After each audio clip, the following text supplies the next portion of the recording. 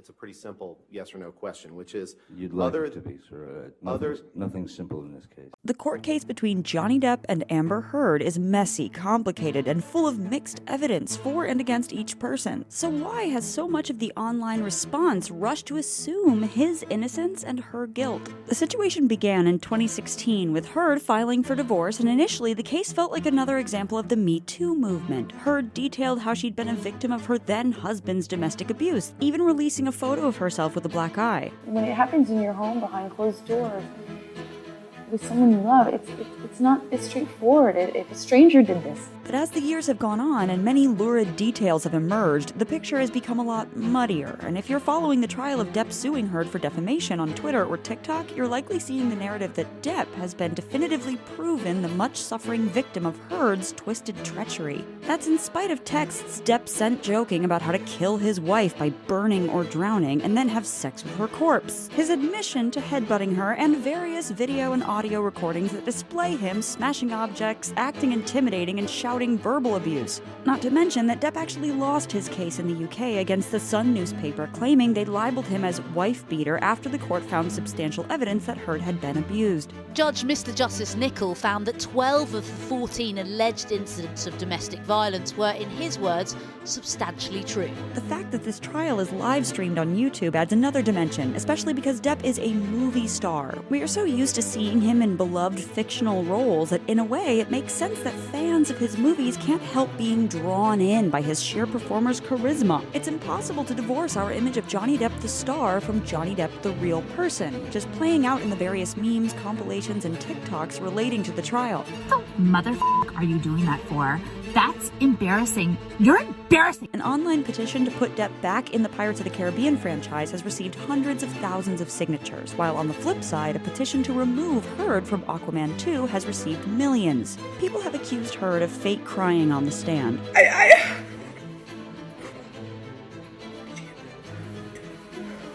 And copying Depp's style as a way of playing mind games with him. Essentially, social media has cast Heard as a Gone Girl-style manipulator. She's doing this in court. Can you imagine what she was like behind closed doors? But regardless of where the truth lies in this particular case, what kind of precedent is all this vitriol aimed at Heard setting for future victims who are considering discussing or reporting domestic abuse? Is the online glee over tearing her down a broader sign that we're entering an era where much of the public is eager not to believe women in general? I've had to relive this trauma in front of the world. And I've seen my life picked apart by people on television, on Twitter. The trial by social media is also raising uncomfortable questions about how the popularity of true crime has desensitized us to the line between entertainment and real legal proceedings. Here's our take on if the reactions to the Depp-Heard trial signal we're in a full-on backlash to the Me Too movement, and what the whole trial frenzy reveals about today's cultural moment.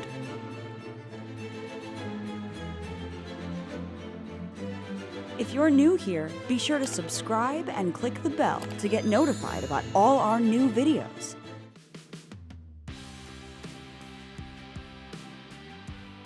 Gentlemen, you will always remember this as the day that you almost caught Captain Jack Sparrow. Johnny Depp has been one of Hollywood's most iconic, celebrated, and beloved actors for over 30 years, and this trial puts a spotlight on how star power like his can lead to parasocial relationships that blur our judgment. Prior to the trial, the Heard-Depp relationship seemed complicated, to say the least. There were Heard's allegations, then her retraction of those allegations, plus accusations and evidence that she herself had been abusive. I was hitting you. It was not punching you. Babe, you're not punched. Don't tell me what it feels like to be punched. Laurel Anderson, the couple's marriage counselor, testified the couple engaged in mutual abuse. But as Michelle Goldberg writes for the New York Times, some domestic violence experts consider mutual abuse a myth, arguing that while both partners in a toxic relationship can behave terribly, one usually exercises power over the other. Even if you believe that Heard acted inexcusably, the idea that she was the primary aggressor against a larger man with far more resources who was recorded cursing at her for daring to speak in an authoritative way defies logic. So how can we explain the public's eagerness to side definitively with Johnny and declare his total innocence despite proof that he at the very least acted badly in a number of situations, whatever you say of Amber? It seems to stem from people feeling like they already know him, from years of watching him as an empathetic on-screen presence. Are you okay? Depp's star power has always revolved around the idea of him as an outsider. While he is as typically handsome as contemporaries who rose to fame in the 80s and 90s like Brad Pitt, Tom Cruise, or Keanu Reeves, Depp's defining roles were more esoteric. He's a highly imaginative character. It seems clear that his awareness of what we call reality is radically underdeveloped. Outside of his performances, Depp became associated with a coolness that further set him apart. He was known to be friends with Hunter S. Thompson and play guitar with Oasis. He's also shown a self-awareness and a sense of humor about his celebrity that has helped him come across as down-to-earth. I'm fine. Just doing another film that's gonna make loads of money. Probably a lot more money than any film you've ever made. When viewed at the trial, Depp carries those characters into his public persona. People aren't seeing him as a real person, but instead as an extension of his movie roles, someone we think we have a relationship with. I saved your life, you saved mine, we're square. By contrast, we don't have similar associations with Amber Heard. Yes, she's an actor with a few big credits, but she's not a megastar, and her career isn't full of iconic roles. So she's seen predominantly through the lens of her relationship with Depp, and with Depp emerging on social media as the hero and star of this particular show, Heard becomes cast as the villain he has to overcome. I'll stab this through his heart for what he did, Arthur. I want to make him pay.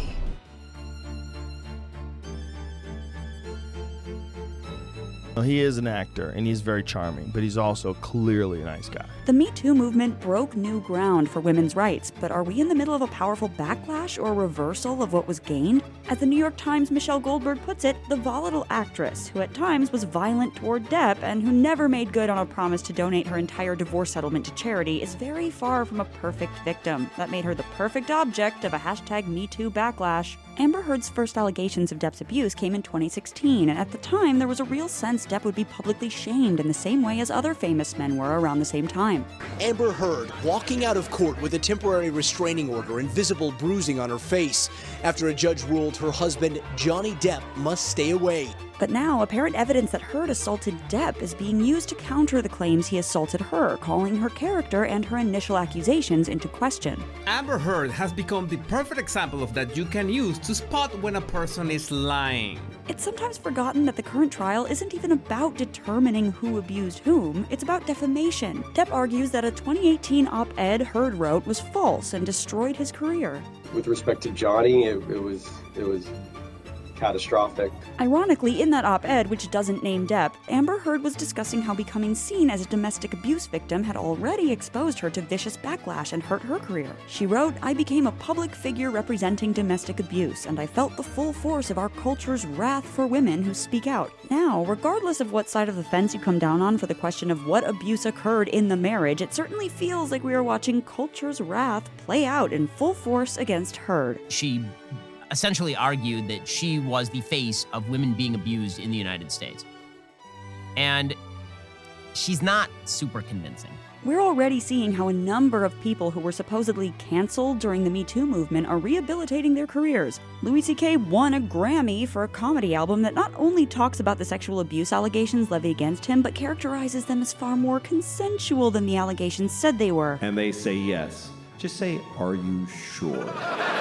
Most chillingly, in 2018, Brett Kavanaugh, a man with a credible rape allegation hanging over him, was appointed to the United States Supreme Court despite his accuser, Dr. Christine Blasey Ford's testimony, credibility, and certainty. I'm thankful that sharing my experience prompted over 200,000 people to send messages of support, many handwritten, sharing their own stories of assault and abuse. Recently, the conversation around Me Too has been largely overshadowed by the highly politicized debate around cancel culture, in which focus on what someone is accused of becomes secondary to the theoretical consequences they could face for those transgressions. So essentially, the accused aggressor is recast as a victim. This cancel culture or this instant rush to judgment, I can promise you that no one is safe.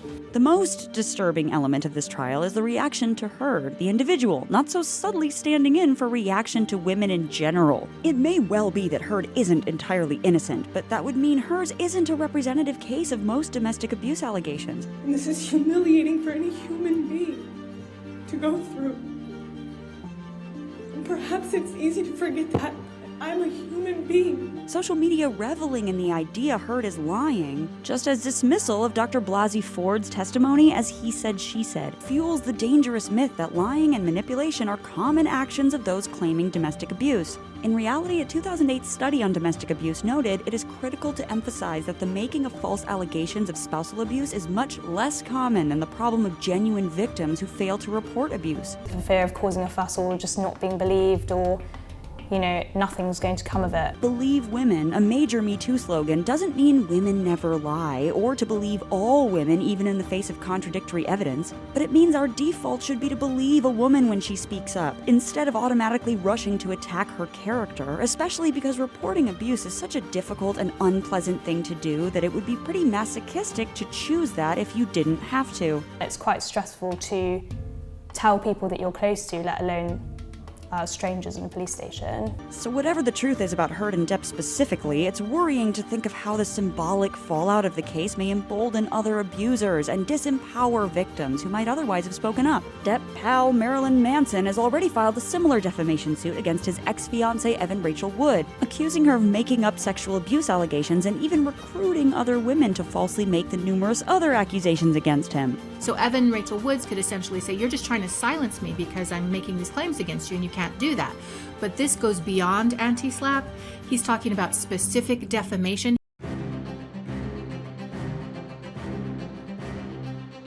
I found myself for the first time last night watching YouTube on the telly, and it almost wrongly felt like a show. Trials as entertainment have long been an ethical debate. There are concerns that those involved in a trial will modify their behavior because they know an audience is watching, something known as the Hawthorne effect. Johnny showed off his sweet tooth as he brought gummy bears into the courtroom. Yes, so this is like a Willy Wonka thing. This can privilege those who are used to being in the spotlight. In the case of the O.J. Simpson trial in the 90s, despite immense evidence pointing to O.J.'s guilt, his star power, charisma, and reputation as a champion athlete kept public opinion on his side. The juice is loose!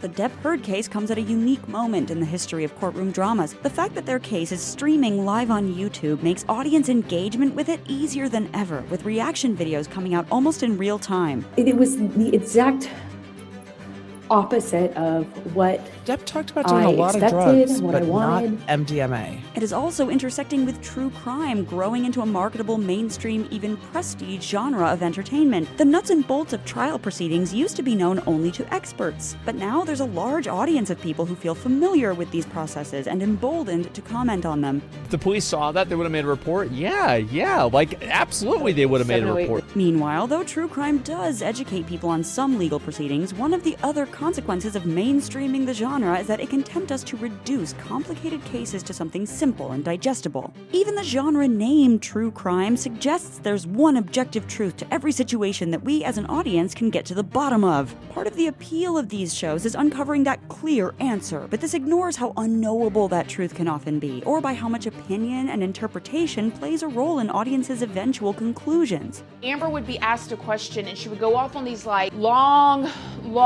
explanations where she was very much, in my opinion, in character. With the Depp-Heard case and its constant stream of memes and reactions, we're consuming a real trial as bite-sized entertainment in a way that makes it almost impossible to weigh the complex facts in a measured, impartial way. And so the very format and existence of this trial raises problems with the ethics of watching serious allegations receive lightning-fast verdicts in the court of public opinion. Violence against women is an issue that transcends all socioeconomic boundaries. Thank you for watching The Take. Don't forget to subscribe and let us know what you're watching.